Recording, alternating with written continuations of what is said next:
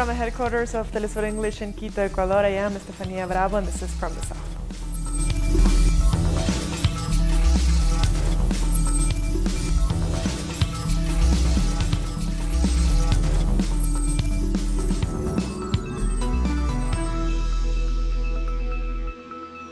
Today we began on the U.S.-Mexico border, where U.S. agents have fired tear gas at Central American migrants. These images show migrants running from tear gas at the border crossing between San Diego and Tijuana, Mexico. Among the migrants were families with young children. Peaceful demonstrations have been staged near the border with migrants wanting to enter the U.S. U.S. border officials suspended traffic in both directions to both vehicular traffic as well as pedestrians, while migrants nearing border crossing were repressed by both Mexican federal police and U.S. security forces. Chaos ensued as Mexican security forces went after those they presumed to be making an attempt to breach the border.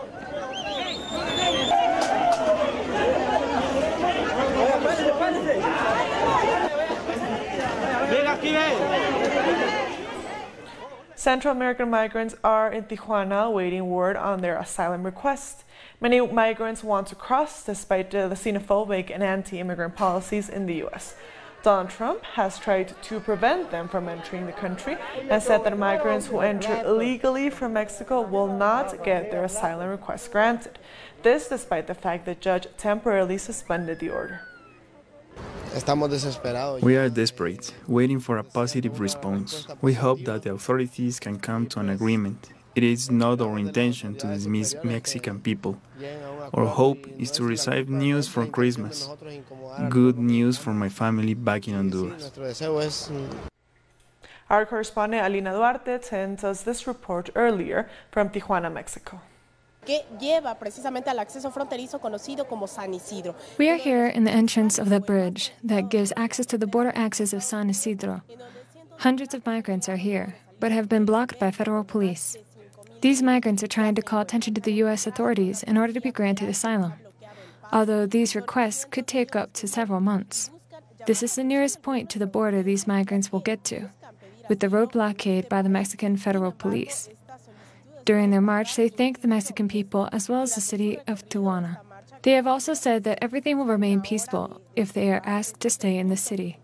People here are desperate because some have been here for more than 2 weeks, but have received no answer on their asylum requests. U.S. President Donald Trump has warned that migrants at the U.S.-Mexico border will not be allowed to enter until their claims are individually approved in court. He tweeted that the U.S. would only allow those who, quote, come into our country legally, end quote. This despite the fact that migrants are largely seeking asylum. Trump went on to say that if necessary, the southern border would be closed. President-elect in Mexico, Andrés Manuel Lopez Obrador, has thus far refused any agreement with the United States over the Central American migrants who are attempting to enter the U.S. Senator Olga Sanchez, who is future Secretary of Government, denied the existence of any agreement to have migrants stay in Mexico when speaking to U.S. media. She also said that U.S. courts must process the asylum request. Sanchez says that for the government of Lopez Obrador, the most important issue regarding the migrant caravans which have entered Mexico is the protection of human rights and to ensure that they have sufficient food, health, and accommodation. Moving on, in Argentina, today's Copa Libertadores final match between Boca and River was suspended following the violence that took place yesterday. The security operation headed by the Ministry of Security and the city of Buenos Aires was criticized as being a massive failure, less than a week before the city is set to host the G20 summit. Several players were injured by broken glass and stones thrown by fans. Police also dispersed tear gas at fans, which entered a team bus.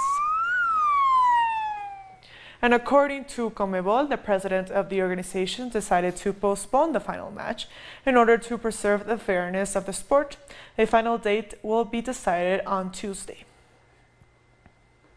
Sunday is the International Day for the Elimination of Violence Against Women. And in Quito, right here, more than 10,000 people marched to raise awareness about the different forms of violence Ecuadorian women face on a daily basis. People of all ages, backgrounds, and gather to protest against domestic violence, sexual abuse, and harassment against women and for equal rights in the workplace. We are here to resist because the government continues to be negligent with our lives, with our vulnerabilities. There are more than 1 million people missing. For the government, it doesn't matter that women are dying. The justice system does nothing, and sexual abuse keeps happening, which is just simply outrageous. This march is our way to say that we are fed up and we are a community fighting for our justice together, a feminist justice. Under the slogan Vivas nos queremos, meaning we want us alive, women demanded safe and legal abortion, which still faces pushback from conservative groups and the Ecuadorian government. People also protested against impunity within the legal system regarding gender-based violence and also demanded a more sexually diverse and inclusive education. Members of the LGBTQ community also participated in the march to advocate for their rights and condemn the killing of transgender people. Transgender women, transgender people have an age limit. We ought to be dead for society by the age of 35. I only have 13 years left, and I need this remaining time I have left to tell people stop murdering trans people. Today we are also here to thank those transgender people and sex workers who helped to decriminalize same-sex relationships in 1997 in Ecuador. Thanks to them, gay men and women can walk on the streets today a bit more freely. And the Dominican Republic is also marking the day for the elimination of violence against women. The commemorative date was first set to honor 3 Maribel sisters who were murdered. Women from all over the world came to streets every 25th of November to bring awareness.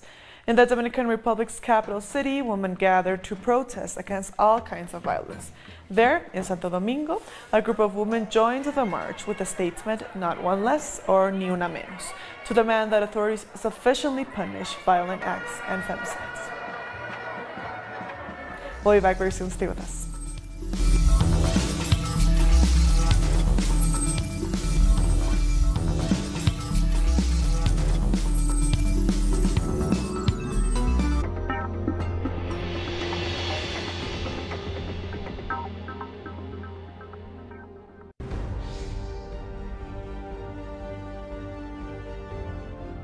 Acompañamos a los pueblos que resisten en cada una de sus luchas. Somos esa ventana que se abre para visibilizarlos entre fronteras.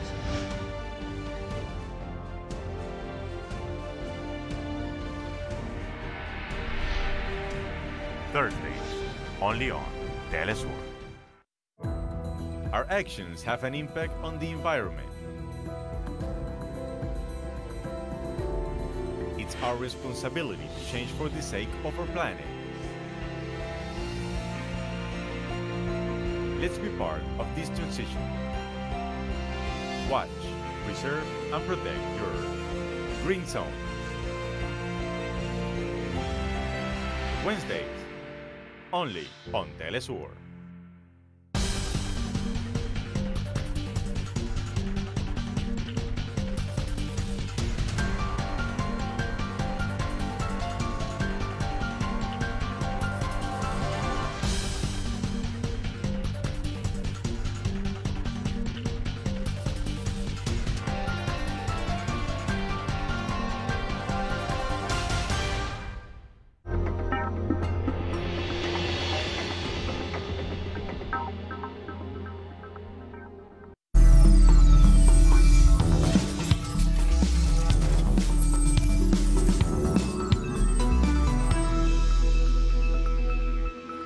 Welcome back. This November 25th marks 2 years since the passing of revolutionary Cuban leader Fidel Castro.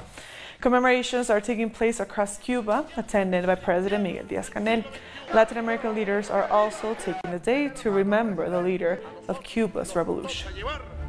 Hoy más que nunca te digo aquí, cuenta con la revolución bolivariana.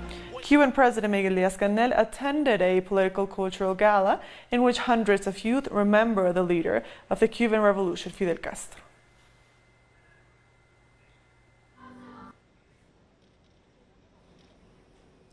Under the slogan Always Fidel, the commemoration took place at the University of Havana, where younger generations took part in a remembrance of the achievements of Fidel.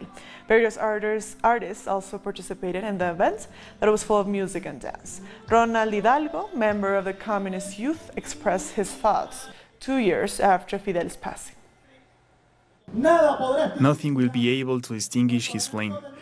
Our enemies will have to live with the fact that they never defeated him. Fidel is necessary. His reports against imperialism, fighting for the humble of our country.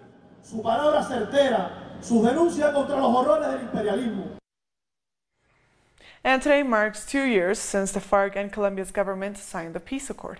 Our correspondent in Colombia, Manuel Jimenez, sends us this report on the state of the peace accord implementation. Saludos compañeros, efectivamente se cumplen 2 años de la firma de It's been 2 years since the signing of the peace accord between the FARC and the Colombian government.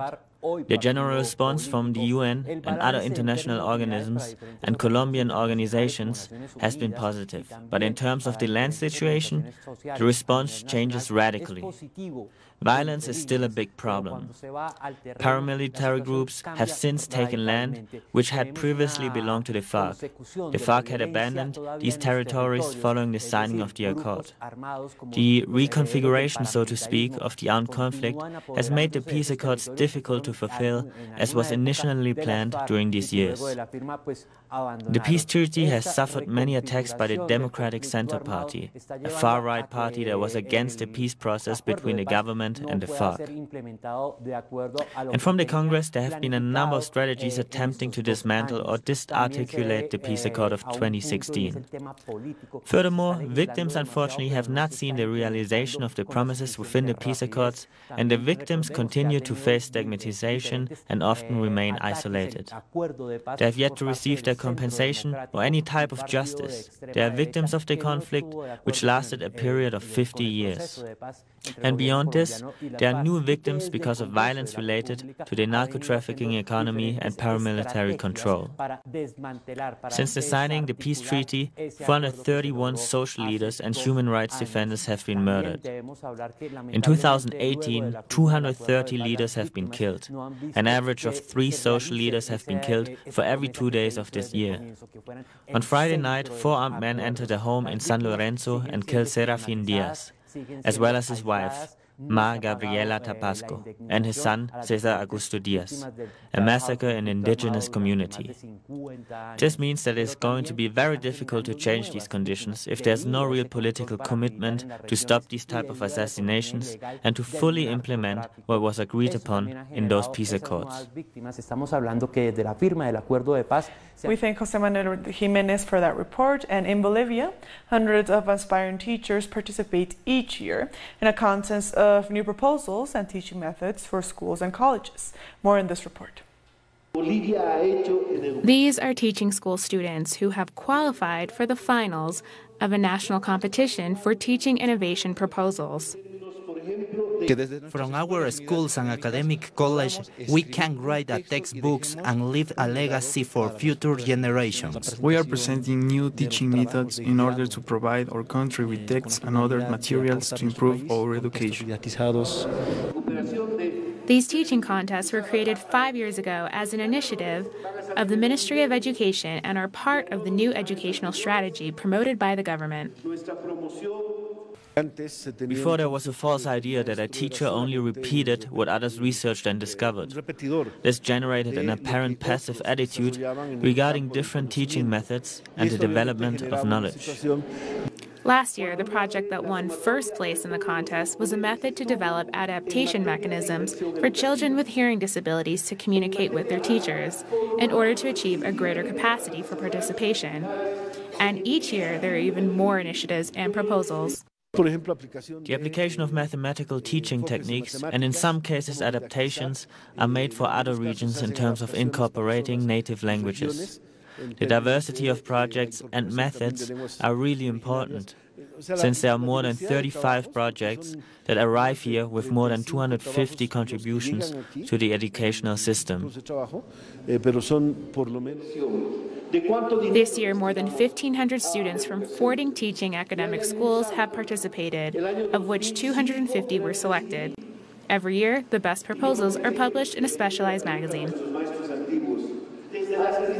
In El Salvador, President Salvador Sánchez Serén and education authorities declared the Department of La Paz as the first one in the country to be free of illiteracy.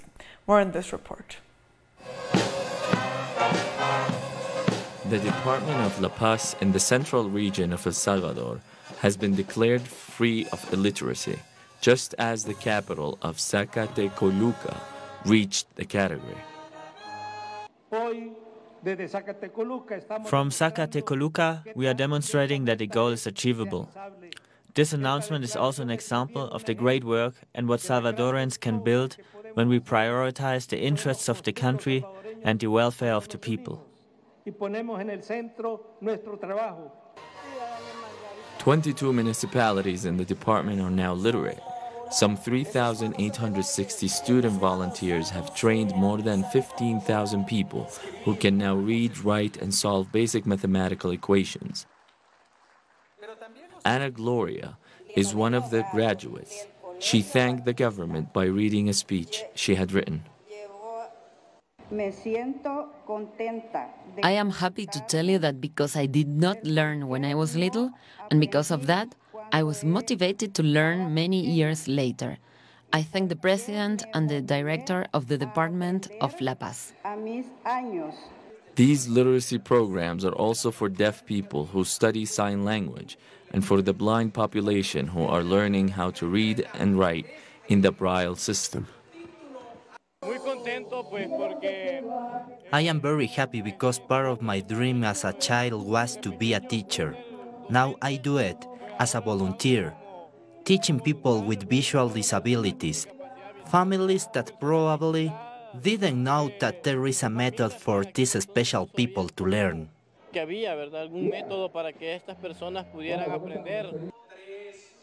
The aspirations of President Sánchez Serén are to declare the entire country free of illiteracy by the end of his administration in June 2019. Along with Zacatecoluca, there are 117 cities in the country now benefiting from the National Literacy Program. Now to Jamaica, where Vice Chancellor of the University of West Indies, Sir Hilary Beckles, has reported that the University of Glasgow in the UK has agreed to pay the equivalent of £200 million in reparation payments. He says that the University of Glasgow has recognized that Jamaican slave owners had adopted the University of Glasgow as their university of choice, and that £200 million of value was extracted from Jamaica and the Caribbean. He also said that the University of Glasgow and the University of the West Indies are currently drafting a memorandum of understanding, and the term reparatory justice is expected to be included. The Counter Forum against G20 was held last week in Argentina. Speakers from all over the world discussed the most important issues affecting Latin America. More in this report. One of the issues up for discussion at the forum is the role of corporate media in the region's politics and how to tackle the rise of conservatism. ¿Cuál es el nuevo rostro de la manipulación? What is the new face of manipulation? Manipulation has existed for a very long time, but what are the strategies used to fool citizens today?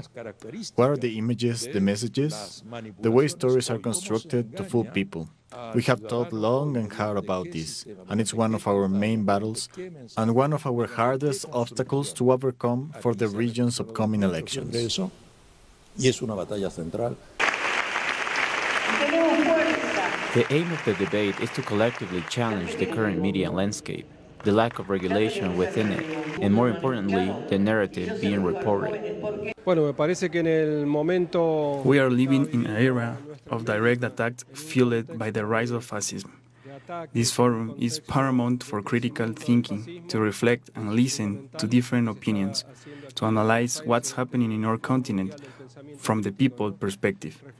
We need to find what possible answers there are to build a more just and equal continent.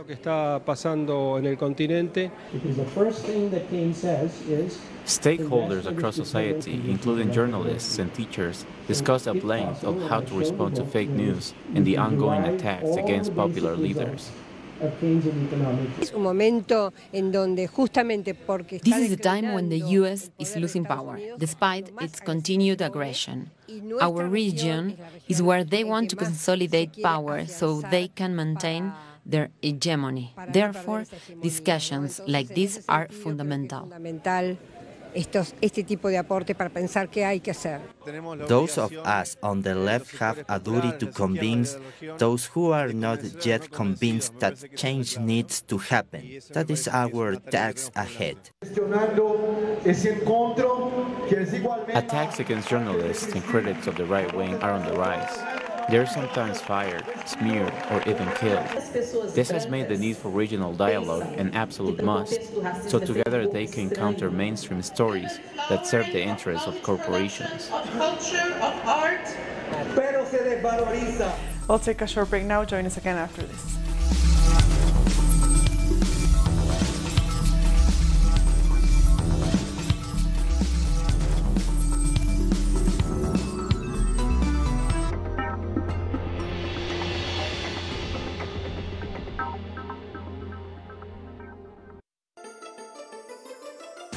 The ruling world order has always subjugated the masses. But who are the actors behind every move? What are their real interests? We analyze every move on Critical Move. Weekdays, only on Telesur. With developing events being presented through analysis. Our coverage transcends borders. With renowned journalist Walter Martinez. Salud amigos, tripulantes de nuestra querida, contaminada y única nave espacial. Dossier. Weekdays, only on Telesur. Y ponga usted las cámaras, señor director.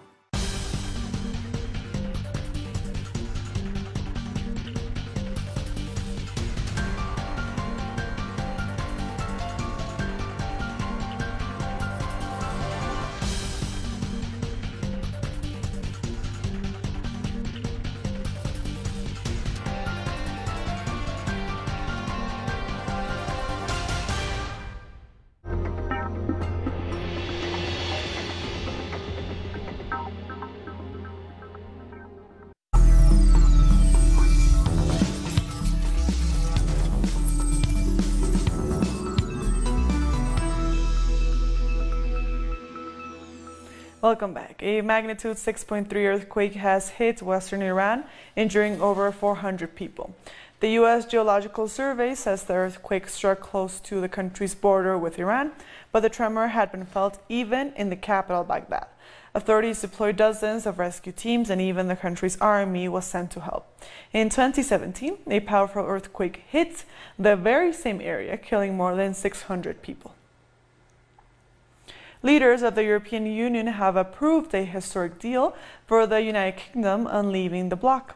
Now, all that is left for British Prime Minister Theresa May is to have the deal approved by the House of Commons in her parliament before the deadline for Brexit in March 2019. It's a day where we are satisfied with the result, but it's a very sad day to see a country like the United Kingdom find its place separate from others. Leave the European Union, it's not a cause for champagne, nor applaud. It's a sad day. The British Prime Minister has urged the British public and the members of the Parliament to support the deal as it's the only possible deal. In any negotiation, you do not get everything you want. You need to identify what your vital interests are and stick to them, but be prepared to compromise in other areas in order to achieve a result. I think the British people understand that. When they look at this deal, they will see it as a good one for our country and that it is in the national interest for everyone to get behind it. And ahead of the EU summit on Brexit, Spanish Prime Minister Pedro Sánchez announced that a deal had been reached on Gibraltar. Any future decisions regarding their British territory in Spain would be made with Spain. I have just informed the head of the state, the King, that Spain has reached an agreement over Gibraltar. The first thing that I want to say is that the European summit will take place tomorrow. The second thing is that Europe and the United Kingdom have accepted the demands from Spain. Hence, Spain is not going to use the veto right and tomorrow will vote in favor of Brexit. Prime Minister Pedro Sánchez made an official 24-hour visit to Cuba, culminating on Saturday. He said that the European nation will spare no effort to make its presence on the island live up to the friendship and respect it has for the Cuban people. More in this report. It's the most symbolic moment of Pedro Sánchez's visit to Cuba. He delivered a chair, once belonging to Cuban independence leader Antonio Maceo, to the Museum of the City of Havana, of temporary loan. It had been taken to Spain as a trophy of war.